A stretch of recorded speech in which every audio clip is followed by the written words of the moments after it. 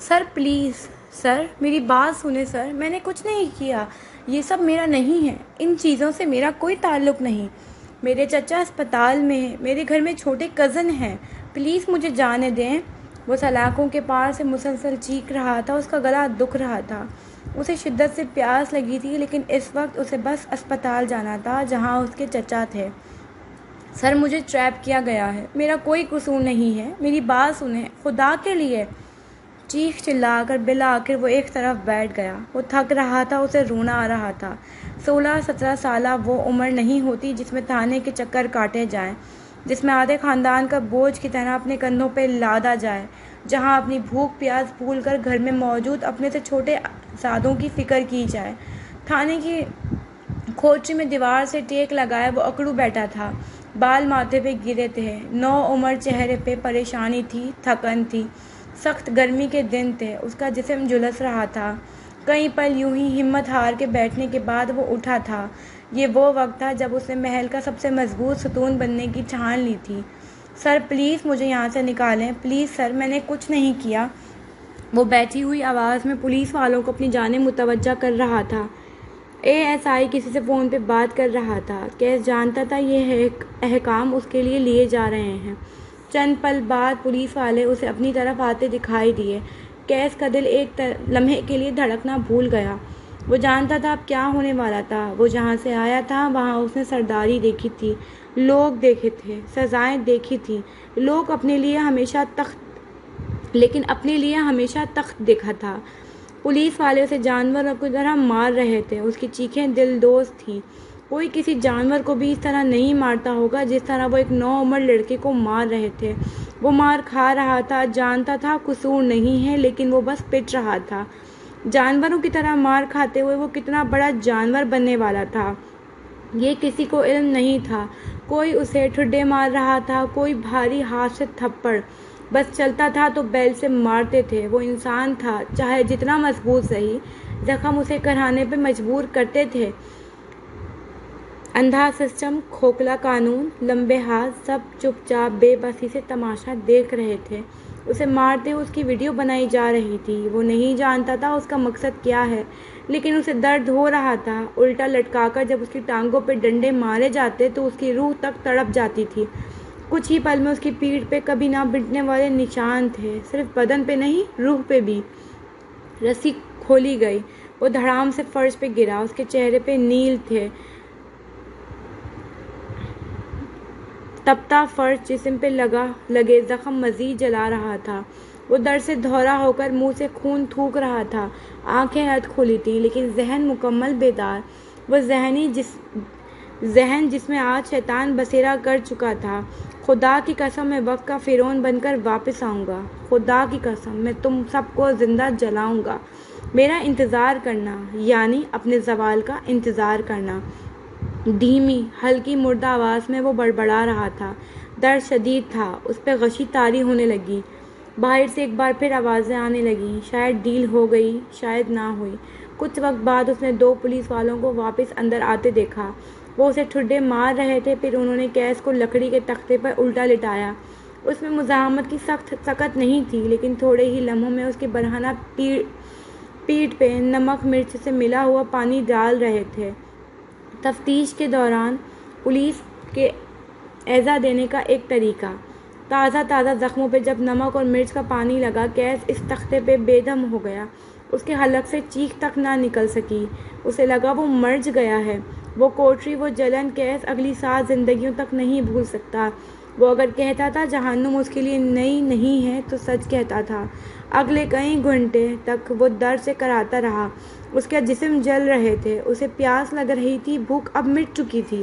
2 مزید دن وہ اس جہنم میں رہا تھا، اسی طرح کا ٹارچر اور ایذا سہنے کے لیے۔ 2 دن بعد وکیل اس کی ضمانت کروا کر لے گیا تھا۔ کیسے ان 3 دنوں کو 3 زندگیوں تک نہیں بھولنے والا تھا۔ آسمان پہ ٹمٹماتے ستارے اب مدھم ہونے لگے تھے۔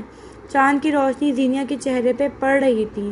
اس روز نین تارا نے میرے ینگر سیلف کو ٹریگر کیا تھا۔ میں ایک بار پھر ماضی میں تھی۔ انسان دو اراس میں رہ کر فیصلہ کرتا ہے، ایک مستقبل کا خوشنما خیال اور دوسرا ماضی کا ٹراما یا پھر ہیل ہو چکا زخم۔ انسان کبھی بھی حال میں رہ کر فیصلہ نہیں کرتا، حال صرف عمل کرتا ہے۔ فیصلے کا اختیار اسے کبھی ملا ہی نہیں ہو، مجھے بھی نہیں ملا۔ اس روز تم سب کو میں بیوقوف لگی ہوں گی، لیکن میں نہیں تھی۔ میں تمہیں یہاں سے نکال لوں گی، تم میرا اعتبار کرو، پلیز میرا اعتبار کرو۔ مارے بے بسی کے اس کے الفاظ اس کے حلق میں رہ گئے۔ الماس اسے بے تاثر نظروں سے دیکھتی رہی۔ مجھے یہاں سے میں خود بھی نہیں نکال سکتی۔ تم تو پھر زینیا ہو، تم جانتی ہو تم مجھے یہاں سے نہیں نکال سکتی۔ تمہارے پاس مسائل سے پہلے حل آتے ہیں، لیکن مسائل کے بعد تمہارے پاس کچھ نہیں رہتا۔ تم نے کبھی مسائل کا سدباب نہیں کیا، تم نے ہمیشہ ان کے آنے پہ بند باندھا ہے۔ بند ٹوٹ چکا ہے۔ اس کا لہجہ روبوٹک تھا، آنکھیں جذبات سے خالی۔ ملاقات ختم ہونے والی ہے، زینی جلدی کرو۔ بشر نے اس کی کوہنی ہلائی۔ زینیا سن کھڑی تھی۔ تم نے میرے ساتھ ظلم کیا، میں نے خود اپنے ساتھ ظلم کیا۔ ہماری دوستی میں خیل تم شروع کرتی تھی، بساط تم بچھاتی تھی، مہریں تم ترتیب دیتی تھی۔ میں نے اس روز بھی تم سے کال کر کے کہا تھا بساط بچھانے کا وقت ہے، لیکن تم نے کہا تھا جہنم میں جاؤ الماس۔ جو انسان اپنے مسائل سے خود نہیں نکل سکتا، پھر مسائل کا فرض ہے کہ اسے نگل لیں۔ تم نے صحیح کہا تھا۔ فون پکڑے ہوئے زینیا کا ہاتھ چھل ہو گیا تھا، وہ سانس روکے کھڑی تھی۔ میرے مسائل نے مجھے نگل لیا۔ تم نے کہا تھا جہنم میں جاؤ، میں جا چکی۔ بس اب ایک کام کرنا، اگر کوئی اور الماس گوہر تم سے مدد مانگے تو اس سے یہ مت کہنا کہ جہنم میں جاؤ الماس۔ اس نے فون رکھا اور بغیر کچھ کہے اسٹول سے اتر گئی۔ زینیا حاکم کئی سال اس ملاقات کو ایک ٹریجڈی اور نائٹ میئر کی طرح یاد رکھا تھا۔ میں نے اس روز اس تھانے سے نکلتے ہوئے ایک عہد کیا تھا کہ میں ایک مانسٹر بنوں گی۔ اب کیس کا سین۔ اس کی ضمانت ہو چکی تھی، وہ اب اپنی چیزیں اٹھا رہا تھا، وہی ملگجہ لباس جس پہ اب خون کے دھبوں کا اضافہ ہو چکا تھا۔ چہرے پہ سنجیدگی تھی، آنکھیں کھالی، البتہ گردن اب بھی اٹھی ہوئی۔ ایسے چو کی میز پہ رکھے اس کے سامان میں ایک چیز غائب تھی، اس کے باپ کی دی ہوئی گھڑی۔ کیس نے سپاٹ نظریں اٹھا کر سامنے بیٹھے حیدر نامی ایس ایچ او کو دیکھا، پھر اس کی کلائی میں بندی گھڑی کو دیکھا۔ چند پل وہ اسے دیکھتا رہا، زخم اب بھی جل رہے تھے۔ میں اپنی معصومیت آج اس تھانے میں چھوڑ کر جا رہا ہوں۔ آنے والے وقتوں میں تم ایک مانسٹر سے ملو گے، میں وقت کا فرعون بن کر پلٹوں گا، مجھے یاد رکھنا۔ ہر چور، ڈاکو، قاتل، اشتہاری یہاں سے جاتے وقت یہی کہتا ہے، ہر ایک کی بات پہ کان دھرنے لگو تو کل وردی اتار کر سڑک پہ بیٹھوں گا۔ کیس نے دونوں ہاتھ میز پہ رکھے اور اس کی جانب ہلکا سا جھکا۔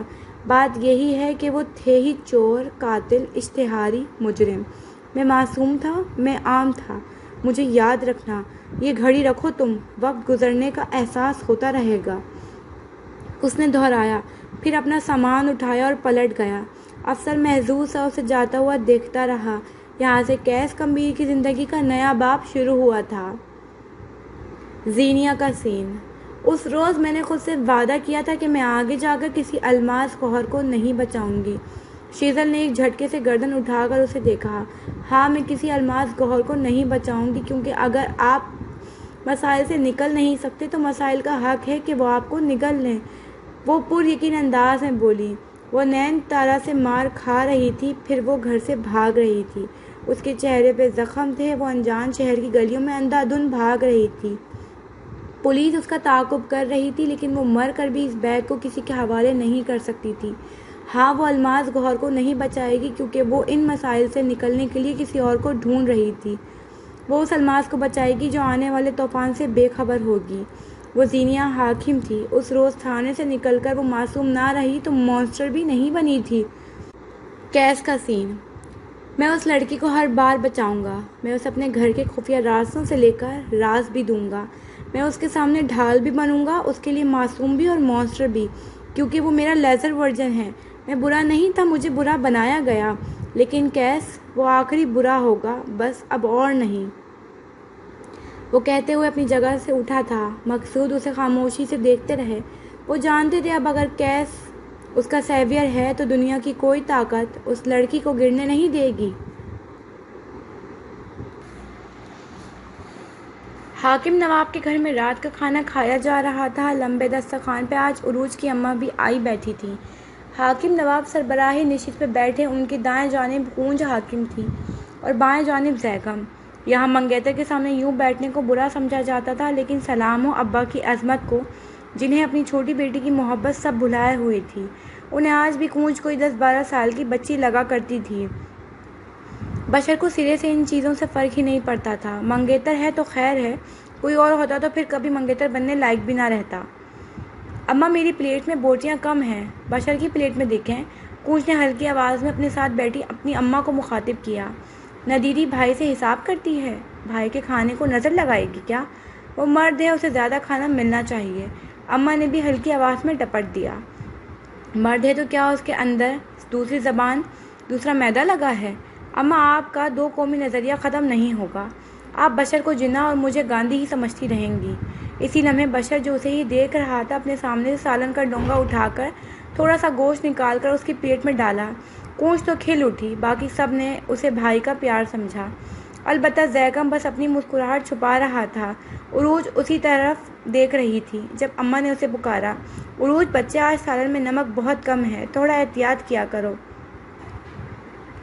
اور ہاں یہ دیکھو بچے، گھی بھی بہت زیادہ ہے، تم بہت اسراف کرتی ہو۔ ان کا لہجہ ماؤں جیسا تھا، جیسے ہماری مائیں بھری محفل میں ٹوک کر سوچتی ہیں بیٹی کی اصلاح ہو رہی ہے۔ مائیں اچھی ہوں یا بری نہیں ہوتی، مائیں بس معصوم ہوتی ہیں۔ آپ کو میرے بنائے کھانے میں بہت کیڑے نظر آتے ہیں نا؟ ظاہر ہے اب میں زینیا جیسی تو نہیں بن سکتی، اور ویسے بھی میں ایسا ہی کھانا بنانا جانتی ہوں۔ آپ ایسا کریں، کل سے خود بنا لیں۔ ہاں امینہ، اب تم میری بیٹی کے ساتھ یہ معاملہ کرنے لگی ہو، اپنے پھوڑ پن بھول گئی ہو۔ امینہ بیگم تو حق دق سی اسے دیکھ ہی گئیں۔ حاکم نواب اب بھی نوالا توڑ رہے تھے۔ اس عورت کی عزت سارے خاندان نہیں کرتا تھا، جس کی عزت اس کا اپنا شوہر نہ کرتا ہو۔ زیگم چپ چاپ گردن جھکائے کھانا کھا رہا تھا، لیکن بشر خاموش نہ رہ سکا۔ اماں، آئندہ ایسا نہیں ہوگا، اور پھوپھی، آپ ہمارے گھر کے معاملات میں دخل نہ دیں۔ وہ سنجیدگی سے ٹوک گیا۔ میں تو بس یہ کہہ رہی تھی کہ نمک تھوڑا زیادہ ہے، اپنی بچی سمجھ کر ہی کہتی ہوں، ورنہ میری بلا سے بناتی رہے برا کھانا، شوہر جانے بیوی جانے۔ ساتھ بیٹھے بشر نے ان کا ہاتھ دبایا۔ اماں، آج میں نے اس کو کہا تھا کہ گھی زیادہ ڈالے، ورنہ مجھے سالن اچھا ہی نہیں لگتا۔ اس کی غلطی نہیں ہے، اس نے لسان سے سمجھانا چاہا۔ عروج اسے دیکھ کر رہ گئی۔ وہ کس طرح بڑی محفل میں اسے ڈیفینڈ کر رہا تھا، کس طرح اس کی غلطی اپنے سر لے رہا تھا، اور اگر دین نے مرد کو افضل کہا ہے تو اسی لیے کہا ہے کہ وہ جذبات کے وقت خود پہ کنٹرول رکھے، باتیں درگزر کرے، اس لیے نہیں کہ وہ افضل مخلوق اپنے پیر دبائے، ہاتھ اٹھائے، خود کو عقل کل سمجھے۔ تم کس خوشی میں زیادہ گھی کھانے لگے ہو؟ 2 جوتے ماروں گی اور سارے شوق نکل جائیں گے۔ لاڈ صاحب کا معدہ تو چڑیا جیسا ہے، شوق بازوں والے۔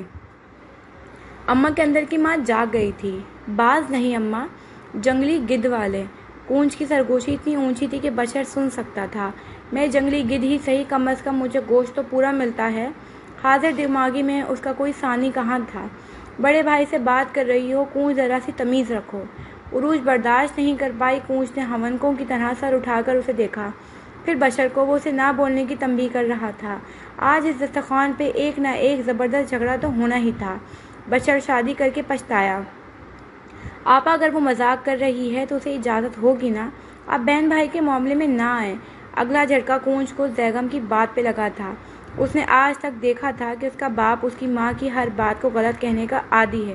اگر کسی دن صحیح بھی ہوتی تو ماننے سے انکاری۔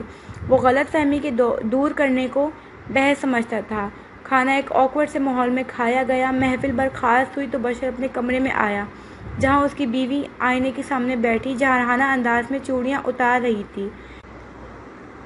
بشر نے ایک نظر اسے دیکھا، پھر اپنا لیپ ٹاپ اٹھا کر بیڈ پر آ بیٹھا۔ عروج کے تن بدن میں شرارے دوڑ گئے۔ مجھے یہاں نوکرانی بنانے کے لیے لائے ہو کیا؟ پہلے تمہاری ماں مجھے تانے دے رہی تھی، پھر تمہاری بہن میری برائی کر رہی تھی، اس کے بعد وہ میرے شوہر سے فری ہو کر مجھے منظر سے ہٹانا چاہ رہی تھی۔ وہ تن فن کرتے ہوئے اٹھی اور بشر کے قریب بیڈ کی طرف آئی۔ اور میرا شوہر صاحب ابھی آیا کمرے میں اور پھر لیپ ٹاپ لے کر بیٹھ گیا۔ مجھے بتاؤ میں کروں تو کیا کروں؟ بشر نے اسے پرسکون نظروں سے دیکھا۔ یہ سارا کا سارا تمہارے دماغ کا خناس ہے۔ سب سے پہلے آئندہ اپنی ماں کی باتوں میں آئیں تو مجھ سے برا کوئی نہیں ہوگا۔ وہ جو تمہیں سکھا رہی ہیں نا کہ کھانے میں نمک کم ڈالو، کپڑے کم صاف کرو، تو گھر کے کاموں سے تمہاری جان چھوٹ جائے گی، تو میری بات کان کھول کے سن لو، ایسا کچھ نہیں ہونے والا۔ میکے بعد سسرال اور سسرال کے بعد میکے اڑانے والی لڑکیوں کی کوئی عزت نہیں کرتا۔ عروج تو شل ہی رہ گئی، بشر کو پتہ کیسے چلا؟ دوسری بات، پونچھ میری بیٹیوں جیسی ہے، اس کے سامنے میں نے تمہارا بھرم رکھا، اس کا مطلب یہ نہیں کہ میں تمہیں صحیح سمجھتا ہوں۔ اپنا رویہ درست کر لو۔ وہ اماں سے تمہاری برائی نہیں، میرے زیادہ کھانے کی شکایت کر رہی تھی۔ تم ایسا کیسے کہہ سکتے ہو؟ تم نے تو اسے سنا بھی نہیں۔ وہ خفا ہوئی۔ بشر سیدھا ہو بیٹھا۔ اسی لیے کیونکہ وہ میری بہن ہے، میں اس کو جانتا ہوں، وہ تمہاری برائی نہیں کرے گی۔ اور میری اماں تمہیں تانے نہیں دے رہی تھی، ان کا طریقہ غلط تھا، لیکن بات نہیں، کھانے میں واقعی مسئلہ تھا، وہی مسئلہ جو تم نے اپنی ماں کے کہنے پہ کیا۔ عروج کی گردن شرمندگی سے جھکنے لگی۔ دیکھو عروج، یہاں تعلق نیا ہے، لوگ نئے ہیں، اندازے لگا کر دل میں بغض پال لوگی یا پھر اپنی ماں کے گھر سے کلاسز لے کر اپنے گھر میں عمل کرو گی تو یاد رکھنا، پاس نہیں ہو سکو گی۔ وہ نرمی سے سمجھا رہا تھا، میری ماں کی عزت کرو اور اپنی ماں کو اپنے گھریلو معاملات سے دور رکھو، یہ دونوں چیزیں تمہیں میرے نزدیک معتبر بنا دیں گی۔ جب دنیا تم پہ بولے گی تمہارے لیے میں بولوں گا، لیکن میں تمہاری تصحیح بھی کروں گا، اور مجھے یقین ہے تم میری بات سمجھ لو گی، ہے نا؟ بشر تم میری بات سمجھ نہیں رہے۔ پونچھ میری جگہ آنا چاہتی ہے، اسے تمہاری توجہ مجھ سے زیادہ چاہیے، میں حصہ داری برداشت نہیں کروں گی۔ بشر کا دل چاہا تھا اپنا سر پیٹ لے۔ پونچھ میری بہن ہے اور تم میری بیوی، یہ دونوں ایک انتہائی الگ الگ رشتے ہیں۔ میں نے اسے اپنے ہاتھوں میں پالا ہے، وہ ایسی نہیں ہے، اور اگر کبھی تمہیں لگے بھی کہ وہ ایسی ہے تو یاد رکھنا، بشر حاکم انصاف کرنا جانتا ہے۔ میں نے اگر آج اماں اور تمہارے معاملے میں انصاف کیا ہے تو آگے بھی کروں گا، بس تم اب ذمہ داری سنبھالو اور دوسروں کی باتیں سننا چھوڑ کر گھر میں اپنا تعلق بناؤ۔ اب میرا دماغ مت چاٹو۔ اس نے لیپ ٹاپ ایک بار پھر اٹھا لیا۔ عروج مسکراتے ہوئے اسے دیکھ رہی تھی۔ سنو نا بشر، سنو، بات تو سن لو۔ وہ اس کے پیر پہ انگلی مار کر اپنی جانب متوجہ کر رہی تھی۔ عروج تنگ مت کرو، فلم دیکھنے دو۔ وہ بیزار ہوا۔ مجھ سے بڑی فلم کوئی اور ہو سکتی ہے؟ وہ کیسے یقین سے کہہ رہی تھی۔ بشر چند لمحے اسے دیکھتا رہا، پھر گردن جھکا کر ہنس پڑا۔ عروج اس کے ساتھ مسکرائی تھی، لیپ ٹاپ گود سے نکال کر ایک طرف رکھتے ہوئے، اب وہ پوری طرح اس کی جانب متوجہ تھا۔ کچھ دیر بعد وہ دونوں مدھم آواز میں خاندان کے کسی معاملے کو ڈسکس کر رہے تھے۔ بشر کی آنکھیں نیند سے بھر رہی تھیں، لیکن وہ سن رہا تھا۔ اسے سننا اچھا لگ رہا تھا، پتہ نہیں کیوں۔ ڈریسنگ ٹیبل کے سامنے کھڑی زینی اپنے بالوں میں جلدی جلدی برش کر رہی تھی۔ سرمئی رنگ کی لمبی قمیض کے ساتھ بڑے بڑے پائچوں والا سرمئی ٹراؤزر اور ہم رنگ دوپٹہ میز پہ دھرا تھا۔ شہد رنگ بالوں کو اب وہ چٹیاں گوندھ رہی تھی، انہیں کھولنا اسے بیزاری دیتا تھا۔ شفاف چہرے پہ ایک نظر ڈالتے ہوئے مسکرائی، پھر لپ گلوز اٹھا کر ہونٹوں پہ ملا۔ ڈین کالر والے گلے کے آخری بٹن کو بند کرتے ہوئے وہ نیچے جھکی، پیروں میں کولہاپوری چپل ڈالے۔ اسی لمحے اسے اپنا ہاتھ جلتا ہوا سا محسوس ہوا۔ ہلکی سی کرا کے ساتھ اس نے اپنی انگلی دیکھی، اس کی شادی کی انگوٹھی نے اس کی انگلی زخمی کر دی تھی۔ اس نے انگوٹھی انگلی میں ذرا آگے کھسکائی، پھر اپنے بیڈ پہ بیٹھ گئی، انگوٹھی اتار کر بیڈ کی سائڈ ٹیبل کے دراز میں رکھی۔ اب کہ اس نے اپنی انگلی دیکھی تو دل دھک سے رہ گیا۔ اس کی انگلی پہ زخم کا نشان تھا، گول دائرے میں بنا زخم۔ وہ چند پل اپنی زخمی انگوٹھی کو دیکھتی رہی، پھر یونیورسٹی جانے کو اٹھی۔ اسی پل باتھ روم کے دروازے سے مناہل باہر آتی دکھائی دی۔ اس کے بالوں میں زینیا کا تولیہ تھا۔ OCD کا مریضہ کے تن بدن میں آگ لگ چکی تھی۔ میری چیزیں اٹھانے کی اجازت تمہیں کس نے دی ہے مناہل؟ وہ تندہی سے اسے دیکھ رہی تھی۔ مناہل نے بے نیازی سے شانے اچکائے۔ ہم دونوں روم میٹ ہیں، ایک دوسرے کی چیزیں استعمال کر لیں گے تو کیا ہوگا؟ ٹیک اے چل پل۔ زینیا کا جی چاہا تھا کہ اسے زمین میں گاڑ دے، مگر وہ آئے دن ہاسٹل میں نئے نئے مسائل افورڈ نہیں کر سکتی تھی، سو خاموشی سے زہر کا گھونٹ پیتے باہر چلی گئی۔ یونیورسٹی میں آج اس کا لگاتار کلاسز تھیں۔ اس وقت وہ اپنی آخری اور سب سے اہم کلاس میں بیٹھی تھی جب مہدی اس کے پیچھے والی نشست پہ آ کر بیٹھا۔ زینیا اسے بیٹھتے ہوئے دیکھ چکی تھی، ہاں البتہ ظاہر نہیں کیا۔ سامنے کھڑے پروفیسر کچھ کہہ رہے تھے جب زینیا کی انگلیاں حرکت میں آئیں۔ اس نے ایک پیغام لکھا اور ویئرڈو نامی نمبر پہ بھیجا۔ مہدی کے موبائل کی مخصوص ٹیون بجی تو اس نے ایک معزز خواہ نظر اطراف میں ڈالی اور پیغام پڑھنے لگا۔ उस रात शायद आपने अपना ज़हनी तवाज़ुन खोकर मुझे एक मैसेज किया था। क्या आप अब भी उस बात पे कायम हैं? मेहदी के ज़हन में झमाका सा हुआ था। कैसम की राहदारियों में चलते हुए जो मैसेज उसने भेजा था, उसे फ़ौरन याद आया। मैं इस खेल को ख़त्म करना चाहता हूँ। हाल में मेहदी गंभीर शायद इस मैसेज के भेजने पर पछता रहा था। उसने वापस कोई पैगाम नहीं भेजा। क्लास ख़त्म होने की बेल बजी या के बाद देख तमाम तलबा क्लास के बाहर निकल गए। अब वहाँ कोई था तो मेहदी और अपनी चीज़ें समेटती ज़ीनिया हाकिम। मेहदी अपनी जगह से उठकर आया और उसके सामने वाली सतर पर आकर बैठा। वो थका हुआ लगता था। ज़ीनिया के चेहरे के ज़ख्म को देखकर उसे बेतरह तासुफ हुआ। तुमने मुझे बताया नहीं, तुम्हारे चेहरे पे ये ज़ख्म कैसे लगे? जिस तरह आपने नहीं बताया कि आपके बाजू में 3 गोलियां कैसे लगी। क्या तुम मेरी मदद कर सकती हो? मुझे वाक़ई की नौयत पता होनी चाहिए ताकि मैं फ़ैसला कर सकूं। ज़ीनिया बैठ गई। मेहदी चंद लम्हे उसे देखता रहा। क्या वो इस लड़की पर एतबार कर सकता था? क्या ये इस काबिल थी कि इसको राज दिए जाएं? वो चंद लम्हे उसे देखता रहा। कोई मेरा ताक़ुब करता है। तमाम फैसले हो गए थे, यूनान की सफ़ेद गलियों से लेकर बलूचिस्तान के पहाड़ों तक, और पहाड़ों से मेरे कमरे तक। उसे हर जगह एक्सेस है। मुझे लगता था मैं पागल हो रहा हूँ, लेकिन उस रोज़ समंदर पे जब तुमने बिल्कुल मेरी तरह कुछ महसूस किया, तब मैं जान गया था कि सिर्फ तुम हो जो मेरी मदद कर सकती हो। वो मुझे ज़हनी मरीज़ बना रहा है। वो मुझे खौफज़दा करता है। न मार रहा है न मर रहा है। वो झुके हुए सर के साथ शिकस्तगी से कह रहा था, मैं आज़ादी चाहता हूँ इस ज़हनी मर्ज़ से, इस ताक़ुबकार से और उसके दिए ज़ख्मों से। क्या तुम मुझे बचा सकती हो? आपको सिर्फ और सिर्फ आपका सच बचा सकता है, या फिर आपका गिव अप। दोनों में से किसे चुनेंगे? क्या आपने अपनी ज़िंदगी में किसी इंसान को मारा है, तकलीफ़ दी है, जाने या अनजाने में? मैंने आज तक कभी किसी इंसान को जानकर तकलीफ़ नहीं दी। मैंने किसी को अगर अनजाने में भी तकलीफ़ दी है तो इतनी बड़ी नहीं हो सकती कि कोई मुझे जान से मारना चाहे। आपको क्यों लगता है कि वो आपको मारना चाहता है? क्या मालूम वो आपसे कोई राज लेने आया हो या फिर खौफज़दा करने। ज़ीनिया ने कयास लगाया। तुम्हें इतना यकीन क्यों है कि वो मुझे मारेगा नहीं? वो आपको मार सकता है, लेकिन एक वक्त लगेगा। जब उस किले में वो आपके ऊपर गन तान कर खड़ा था, तब किसी किस्म की एक्शन फिल्म नहीं चल रही थी। वो आपको 2 गोलियों मारता और चला जाता। वो बार बार आता है ताकि आपको बता सके कि उसे आपसे कुछ चाहिए। उस रोज़ अगर वो 3 गोलियां बाजू पे मार सकता था तो 2 दिल पे भी मार देता। उसे कोई फ़र्क ना पड़ता। ज़ीनिया सोच सोच कर बोल रही थी। उसने गोली यूं ही नहीं मारी, शायद वो किसी बात से ट्रिगर हुआ था। आप उस वक्त क्या कर रहे थे? मेहदी ने जहन पे जोर दिया।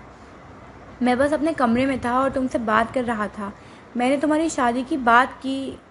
आपने यूएसबी की बात की थी। ज़ीनिया जैसे ख्वाब से जागी। मेहदी की रंगत फक हुई। उस यूएसबी का यहाँ क्या किस्सा? वो कुछ और मामला है। तुम उस तरफ मत जाओ। मैं उस तरफ ना जाऊँ क्योंकि उस तरफ सच्चाई है ना? Sorry but no sorry. मैं आपकी मदद तब कर सकती हूँ जब आप अपना पूरा सच लेकर मेरे पास आएंगे। उसने बैग कंधे पर दुरुस्त किया और गोल दायरे में लगी नशिस्तों से आगे निकल आई। मेहदी यूं ही थका थका सा वहीं बैठा रहा। कल जो आदमी आया था वो तुम्हारा शौहर था ना? ज़ीनिया जाते जाते रुक गई। तुमने कहा था वो अच्छा या बुरा नहीं है, वो बस जल्दी था। इतना जल्दी कि तुम्हें उससे कोई उम्मीद रखने का मौका ही नहीं मिला। मैं स्पीकर हूँ, लोगों के चेहरे पढ़ लेता हूँ। उसकी तकलीफ़ तुम्हें बुरी लग रही थी। उसने शायद तुमसे कोई झूठ बोला था या शायद तुम्हारा दिल तोड़ा था। उसने मुझ पर शक किया था। ज़ीनिया ने उसकी बात को रवानी दी। तुमने उसे फिर भी माफ़ कर दिया, हालांकि तुम उससे मोहब्बत भी नहीं करती। एक लड़की जो अपने शौहर से मोहब्बत भी नहीं करती लेकिन वो उसे शिकस्ता नहीं देख सकती, ऐसा क्यों? क्या सारी शादियाँ इतनी ही दोगली होती हैं? जिसे लगता है शादियाँ मोहब्बत की वजह से चलती हैं, वो दुनिया का सबसे बेवकूफ़ इंसान है। खाली क्लास रूम में उसकी आवाज़ गूंज रही थी। शादियाँ एहसास से चलती हैं, शफ़क़त, नरमी, इंसानियत का एहसास। कई बार मोहब्बत तो शादियों के पहले महीने में ख़त्म हो जाती है, लेकिन वो शादी सांस लेती रहती है क्योंकि उसमें एहसास होता है, एक दूसरे की फ़िक्र होती है। मोहब्बत एक वक्त बाद शफ़क़त में ढल जाती है। आप अपने पार्टनर के आदी हो जाते हैं, उसे कंफर्ट देते हैं और ख़ुद भी उसी कंफर्ट के सहारे 20-25 साल गुजार देते हैं। मोहब्बत शादी की बुनियाद नहीं है, बस एक हिस्सा है। शादी की बुनियाद एहसास है। वो बोलते हुए रुकी। मेहदी के चेहरे को गौर से देखा। जानते हैं मोहब्बत की असल जगह दिल है। لیکن ہم نے اسے سر چڑھا لیا ہے۔ اب اگر اپنی جگہ سے بے وجہ بلا محنت ترقی ملنے لگے پھر کام تو خراب ہوں گے ہی۔ ہم نے محبت کو سر چڑھا لیا ہے۔ تم کہنا کیا چاہتی ہو؟ اسے الجھن ہوئی۔ ہر دوسرا ڈرامہ، فلم، شو، انسان محبت کے بارے میں بات کرتا نظر آئے گا۔ ہم نے محبت کو اوور ریٹڈ کر دیا ہے۔ ہاں ٹھیک ہے، دنیا کی بنیاد محبت ہے، لیکن دنیا کی بقا اور ترقی کی بنیاد اعتدال ہے۔ جب چیزوں میں، جذبوں میں اعتدال نہیں رہے گا پھر مسائل پیدا ہوں گے۔ آج کل ہر لڑکی لڑکے کا مقصد کیا ہے؟ ایک محبت کرنا، سرپرائز دینے اور دنیا لٹا دینے والا پارٹنر۔ شادیوں کی ابتدا میں بتایا جاتا ہے کہ وہ تم سے محبت کرے گا، وہ اپنی محبت سے تمہیں بدل دے گا۔ کیا اس کے علاوہ شادی میں کچھ نہیں ہے؟